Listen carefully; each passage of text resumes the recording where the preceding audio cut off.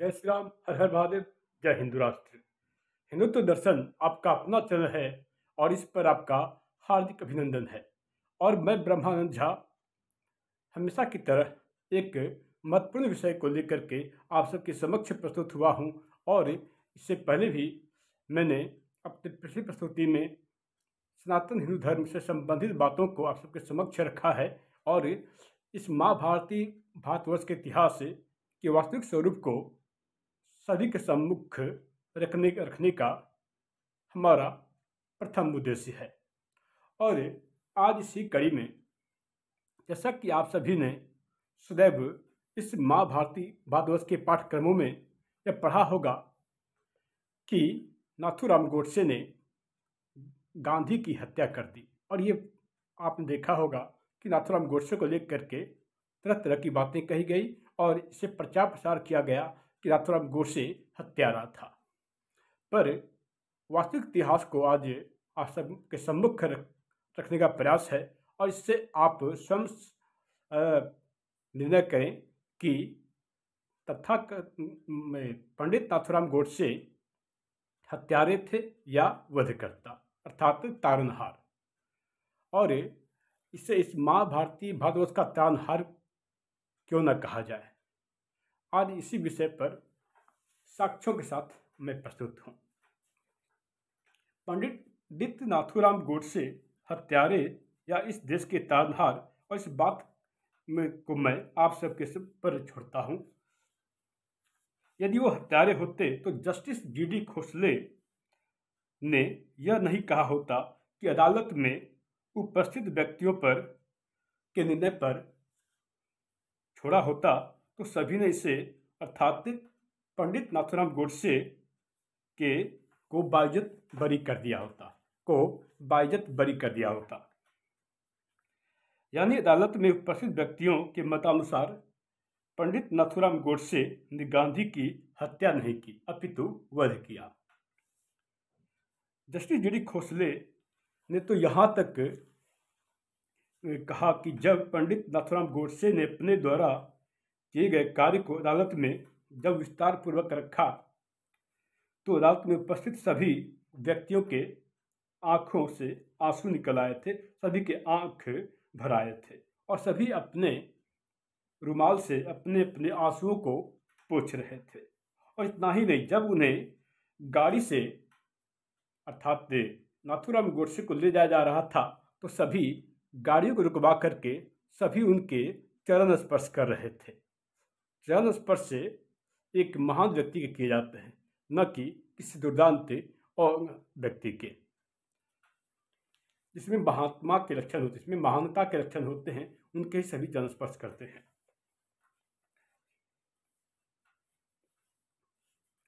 इस बात का वर्णन करना अति आवश्यक है कि जस्टिस जीडी खोसले ने मरने से पहले एक पुस्तक लिखी थी और इनकी जो लिखित पुस्तक का नाम है the murder of Mahatma and other cases from a जजेज डायरी। और इसका पेज नंबर 305 और 306 यह काफ़ी महत्वपूर्ण है। यदि आप इसका अध्ययन करेंगे तो पंडित नाथूराम गोडसे हत्यारे या वधकर्ता, आप इसका उत्तर स्वतः ही प्राप्त कर लेंगे। और इसके साथ ही पंडित नाथूराम गोडसे ने भी अपने द्वारा एक पुस्तक लिखी थी और इनकी जो लिखित पुस्तक का नाम है गांधी वध क्यों। और इस पेज का 34 से लेकर 36 पेज तक, 34 से 36 से पेज काफ़ी महत्वपूर्ण है और इसका भी आप सभी को अध्ययन करना चाहिए। इस पुस्तक में वर्णित अपनी बातों को पूरे साक्ष्यों के साथ उन्होंने रखा और आप उन सभी बातों को आज मैं उन सभी बातों को आप सबके समक्ष रख रहा हूं और भी बहुत से साक्ष्यों को मैंने इसमें संजोया है और संजो करके आप सबके समक्ष वास्तविक स्वरूप रखने का हमारा यह बहुत बड़ा प्रयास है। नंबर 1, इस तथाकथित महात्मा का यह कहना था कि सत्यार्थ प्रकाश से अधिक निराशाजनक और कोई पुस्तक नहीं हो सकती। यह महात्मा गांधी का कहना था। फिर ज्ञात हो कि सत्यार्थ प्रकाश पुस्तक का अध्ययन करके कितने ही क्रांतिकारियों ने इस महाभारती के लिए अपने आप को आहुत कर दिया, बलिदान दिया इस महाभारती के लिए। तो निराशाजनक पुस्तक कहा जाना ये कहाँ तक सही था। नंबर 2, इस तथाकथित महात्मा का यह कहना था कि दूध को हम किसी भी प्रकार से शाकाहार नहीं कह सकते। इनके कथनानुसार दूध भी मांसाहार का ही एक रूप है। इस बात की पुष्टि के लिए आप सभी से मैं आग्रह करूंगा कि की टू हेल्थ जो यह पुस्तक है स्वयं गांधी द्वारा लिखित पुस्तक है और इसकी पेज नंबर 11 और 46 11 and 46 इस दोनों पुस्तकों इस पेज का आप अध्ययन करते हैं की टू हेल्थ है तो इससे आपको स्वतः ही प्रमाणित हो जाएगा कि वास्तविकता क्या है। क्या जब दूध को मांसाहार के रूप में कहा जाए तो क्या आपकी भावनाएं आहत नहीं होंगी? तो जब भावनाएं आहत होंगी तो क्या हम क्या करते, हम सभी क्या करते, क्या हम लोग का दिल पर नहीं दुखता? तो दिल दुखने पर नाथूराम गोडसे ने भी ऐसा ही किया और हम सभी भी यदि होते तो वैसा करते। नंबर 3, अब्दुल रशीद जो कि स्वामी श्रद्धानंद का हत्यारा था, इस तथाकथित महात्मा ने इसे अपना भाई समान बताया और इस हत्यारे अब्दुल रशीद के केस में पैरवी भी की और इसका केस भी लड़ा। इस बात के साक्ष्य पट्टाभी सीतारमैया द्वारा लिखित पुस्तक हिस्ट्री ऑफ कांग्रेस के पेज नंबर 516 इस बात के बहुत बड़े प्रमाण हैं और इस प्रमाण को आप संदर्भ में ले सकते हैं और इस बात से चरितार्थ हो जाएगा। निर्णय आपका है कि पंडित नाथूराम गोडसे हत्यारा या संहारकर्ता। ज्ञात हो कि हत्या और वध में अंतर होता है। जब हमारी भारतीय सेना आतंकियों को मारती है तो यह हत्या नहीं होता, यह वध करना होता है। और हत्या तब होता है जब किसी निर्दोष व्यक्ति की बुरे गलत व्यक्ति के द्वारा उनसे मार दिया जाता है। तो हत्या और वध दोनों एक नहीं है, हम सभी को यह पता होना चाहिए। नंबर 4, शहीद भगत सिंह जिन्हें कि हम सभी शहीद-ए-आजम के नाम से जानते हैं के बारे में कहा कि भगत सिंह ने हिंसा व पापपूर्ण कार्य किया है, अतः उन्हें इसका दंड सजा जरूर मिलना चाहिए। यह तथाकथित महात्मा के मुख से मुखारबिंद हुआ था और इस बात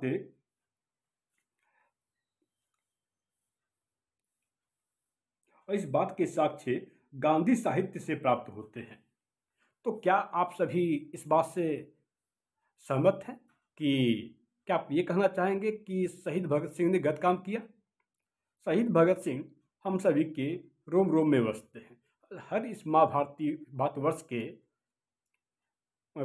के देशभक्ति की लौ जिनमें भी है उनके मन में बसते हैं।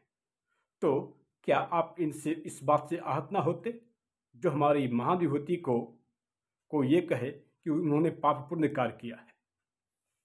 नंबर 5, तथाकथित महात्मा के अनुसार भारतवर्ष में गौ हत्या रोकने का, गौ हत्या प्रतिबंधित करने का कोई कानून बन ही नहीं सकता। यह बात इन्होंने प्रार्थना सभा में 25 जुलाई 1947 ईस्वी में कहा था। 25 जुलाई 1947 ईस्वी में कहा था। क्या हम इस सभी पर, इन बातों पर खुशियां मनाते? क्या हम इस पर हमें कष्ट ना होता? हमारी आस्था पर ये प्रहार नहीं है? तो अब आप ये बताएं कि नाथूराम गोडसे हत्यारा या वधकर्ता? निर्णय आपका है। नंबर 6, इस तथाकथित महात्मा का तो यहां तक कहना था कि हवन में घी जलाना हिंसा है। इस बात के प्रमाण हरिजन सेवक 20 मई 1950 ईस्वी में काका कालेकर संस्मरण से प्राप्त होते हैं। तो क्या आप सभी हवन में घी जलाने को हिंसा मानते हैं? क्या यह सनातन हिंदू धर्म के मानने वालों के आस्था पर प्रहार नहीं है? एक लंबे समय से बड़े पैमाने पर सनातन हिंदू धर्म की आस्था पर प्रहार करने का कार्य का कुत्सित प्रयास लंबे समय से चला आ रहा है। तो इस पर आप और हम क्या करते? क्या हम नाथूराम गोडसे की जगह होते तो क्या हम हाथ पर हाथ धरे बैठे होते या कुछ प्रतिक्रिया करते? नंबर 7, इस तथाकथित महात्मा गांधी ने एक बार दिल्ली के बंगाली कॉलोनी के मंदिर में जाकर नमाज पढ़ा था। तब पंडित नाथूराम गोडसे ने उनसे कहा कि क्या आप में इतनी हिम्मत है कि मस्जिद में जाकर के श्रीमद् भागवत गीता या हनुमान चालीसा का पाठ कर सकते हैं? तो क्या हम सभी इस बात से सहमत हैं कि हमारे मंदिरों में कोई नमाज पढ़े? नहीं ना? तो इससे हमारी आस्थाएं तार तार होती हैं। तो अब आप बताएं, क्या नाथूराम गोडसे कहाँ गलत थे? उनकी क्या गलती थी? नंबर 8, इस तथाकथित महात्मा कहे जाने वाले गांधी ने सनातन हिंदू धर्म के पवित्र और पुनीत ब्रह्मचर्य के कार्य का अपमान करते हुए 18 स्त्रियों औरतों के साथ ब्रह्मचर्य के नाम पर नंगे होकर सोते और नग्न होकर नहाते और तो और इन 1.5 दर्जन महिलाओं से मसाज भी करवाते थे। तो क्या यह महानता के लक्षण है? क्या ऐसे व्यक्ति को महान कहा जाना चाहिए? क्या यह महात्मा की परिधि में आने वाले हैं? आप क्या करते? क्या आप और हम इसे सही मानते हैं? क्या हमारे सनातन हिंदू धर्म का यह तिरस्कार नहीं है? क्या अगर कोई आपके धर्म का तिरस्कार करे, अपमान करे, तो क्या आप हाथ पर हाथ धरे बैठे रहेंगे या आप प्रतिक्रिया करेंगे? ज्ञात हो कि अहिंसा परमो धर्मः, धर्म हिंसा तदेव च।